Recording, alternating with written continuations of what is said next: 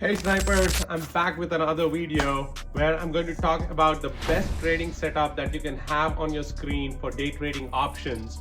I use Thinkorswim personally, and I use various things to look for what the market is trying to do on a day-to-day basis, like for my options trades. And this is where you want to subscribe to my channel and also go over some of the details around what a tick is, what a voldy is, and various indicators that I kind of use so that it can help you in the long run when I'm also talking about this trade setup. Without further ado, let's get into the setup. All right, snipers, we are back to our screen here where we are going to talk about how to set up our screen to see and monitor our trades and stocks in real time, how to day trade them, and make some good money in the market. So here I'm on my Thinkorswim app for desktop. I'm on my MacBook Pro, and you go into charts here, right? Like you see this option here where you go to charts. So when you click on charts, click on flex grid, right? Like that is where you'll get this particular screen here. And this is how I kind of set it up, right? Like I just have like a small box here which is empty. I'll be setting up that, and also I'll set up this flex grid here, and that is something that you can use to monitor certain stocks, and especially when you have a small watch list like this, like how I put it out on our Discord, right? Like how I do that on Discord, where when you go into our alerts channel, every morning I post out like the small watch list like this, and those are the stocks that we'll be focusing on, right? Like these are the pre-market watch list that I always put, and that basically it's about 3 to 5 stocks, right? So that's how I kind of do it. So that is essentially how I also am structured with this whole screen that I have. So when you get onto this charts and then onto the flex grid, make sure that you're on the screen, and then when you click on this custom grid, click on that so that you get these options here, and you can set up things the way I am doing it right now. So once you have that custom grid clicked, I do 6 boxes, right? 1, 2, and 3. So I actually have 3 to 5 tickers on my watch list. So these are the 3 tickers that I have. And then I'm always monitoring SPY, QQQ, and VIX. So these are my very main things that I'm always watching in the market. And with that, we have like 3 stocks that I'm always watching. So that is essentially how I want to do that. Then you click on removing the custom grid, you'll get here per se, right? So here let's say I'm monitoring Tesla. I'm going to put in Tesla there, and then I'm monitoring Apple. I'm going to put in Apple here, and then I'm going to have something like Nvidia, right? Like all the 3 stocks that I'm going to monitor this tomorrow, let's say, right? And now obviously you want to see a screen something like this. This is what I generally do, obviously, and then what you want to do is like go into studies, and then you want to add certain studies, and then you say edit studies. Some of the scripts that I'm going to put out here, like I think is what I will usually have as volume upticks. So add selected. This is the one that I always talk about. Okay, you know what, buy volume coming in, sell volume coming in, and things like that. So you can find that in our Discord as well, right? You go into training videos, and then the volume upticks code, just download that, and then when you create a study, like for example when you say edit studies, say create, and copy paste the study and name the study as say Sniper Trades volume tick. And then when you open this particular file, you'll basically be able to copy paste that in here, and when you say click OK, create, and which gets added onto here, right? So and after that you just say apply, and you'll have whatever you need. Some of the changes that I also kind of do is to the style of how I kind of work on this. Right click on it, and then like you go to style, and then go to settings. I technically don't like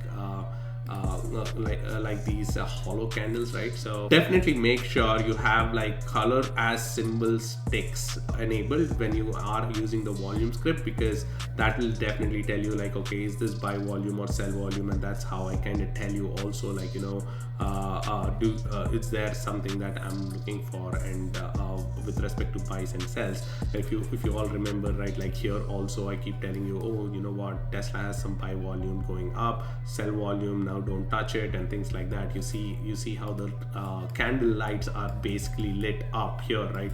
So you see how these candle lights are lit up. So when you do that, that's how you get it. And then you can also put in the settings of having the background to be like black in color, and like appearance with background to be like pitch dark, something like that, right? Like a very similar chart right here.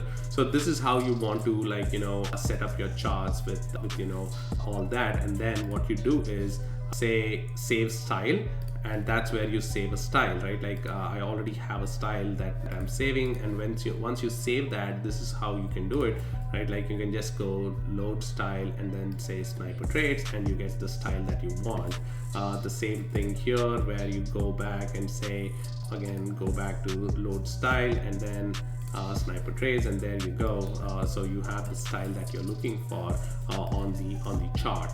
The other three items that I always look for is other three items that I always look for obviously is the wicks that I talked to you about. Wicks, and again go back to styles, load style, and then put in that. Then I do see QQQ. This is another one, and load style, and then just do that. And you have SPY that I'm always watching, and this also the same thing. Just go and say load style, and you have the SPY chart as well. So something else that I also want to tell you, I always monitor the 5-minute chart when I'm day trading. So that's the time frame that you always will see here. And this is essentially how I kind of look for my trades. And if there is certain trade on my watch list, and that's how I kind of look for all of these as well. This is something else that you want to do, where you want to link your threads like this, like 1, 2, and 3, and see where things are going, because I'll show you what I'm going to do. So here I'll basically add a few gadgets that will help me out when I'm looking at the broader market. First is the watch list, where I do have most of what I watch on a day-to-day basis, right? These are stocks that I generally trade, so these are something that I have on my watch list. I also have something called this is called the sniper trades watch list. Then there's something called an options watch list as well, where I have when I'm looking for a trade, on Tesla, for example. Let's go into trade, and then we have Tesla. I usually have this on number 1 on here, because the link is number 1. And when I say Tesla, and I'm looking to trade, let's say the 460 calls for April 17th, I'll just go say add this to my watch list, add this to my options watch list, and I'm now watching that option, right? Like I'm saying, okay, where is Tesla going? Like when I go back to my charts, I'm saying, okay, where is Tesla going? How is the option moving? And this is something that will really help you in the long run, where you're like trying to monitor or have a lot of options on your watch list, and say, okay, which one is moving well, which one is not, and then you start to figure out your delta moves, and try to figure out which option that you want to get into in the based off the price movement that you're seeing in a stock. If you're seeing a lot of consolidation, giving it time, and also getting a lower strike than a higher strike would really help you. Than something that you are looking to play the momentum, you can always look for a higher strike and a shorter date, something like that will really help you. So that's something you can look for in this space as well.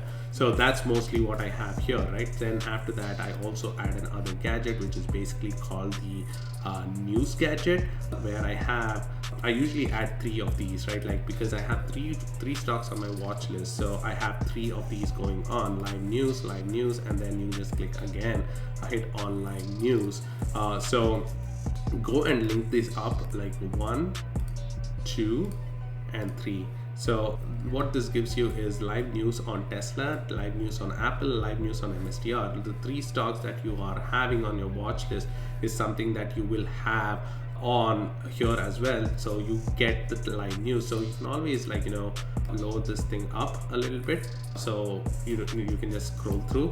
And then there are a couple more things that I add as well. The one is the add a couple of quick charts, right? Like there are a couple of quick charts that you want to add, for which I use tick which is an internal metric that I use. You can go back into the description and you'll see a couple of videos that I did on Waldy and Tick, and these definitely will help you out in the long run. Looking for market internals, looking for the breadth of the market, like how the market is moving. Is it just a few number of stocks that are moving up which are holding the market, or is it the general market? Is this a broad-based rally or things like that? This is something that will really help you. For this, again, go to our Discord. You have cumulative tick, which needs to be added into your script, and then there is the Waldy breadth as well, which is a very important metric that I also use in our day-to-day activity while trading. So when you look for the tick, definitely look for the 15-minute chart. Like the 5-minute would be a little bit too much of a noise, and you definitely would want to node style and go after the tick. Here this is where I also have how many ticks were closing in green, how many ticks were closing in red kind of scenario, right? Like I definitely like to keep this a little bit more elevated, but a little bit more open here, because I'll also add the cumulative tick. Then also go into studies, and I'll go into studies, edit studies, and then you have the cumulative tick as well.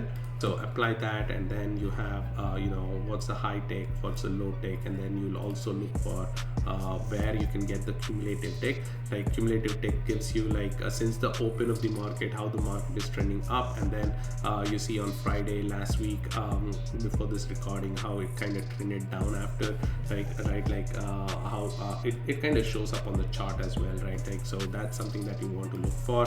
Again, Waldy, something that I always love is the breadth that I talk about. So when you go into edit studies, you'll have something called the breadth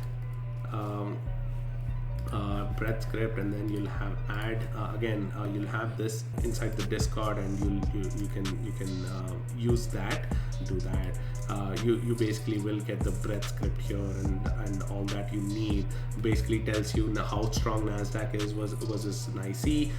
If I have to trade the tech versus something else, if Nasdaq is around -3 to 1, and then NYSE is around 1 to 1 or something, or -1 to 1, I look for strength in NYSE and try to play stocks that are not tech per se, look for the rotations and things like that. So overall, this is how I kind of monitor my trades, this is how I kind of look for trades and things like that as well.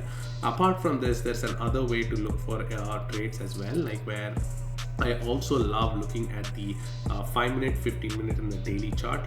This is something that I kind of do. So I put this as 1, again this as 1, and also this as 1.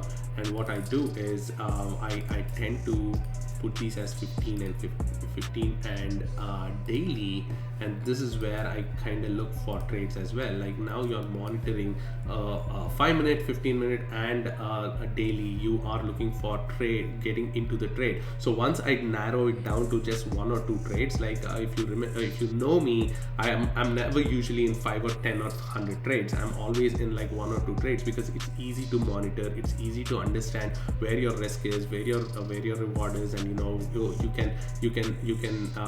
can get in and out of trades as soon as your stop losses hit, as soon as your price targets hit, right? So that is why I kind of do the 5-minute, 15-minute and the daily. Daily is where I draw my levels, and then on my 5-minute and 15-minute is where I kind of look for, okay, where's the resistance? Do I scale out here? Do I scale out here?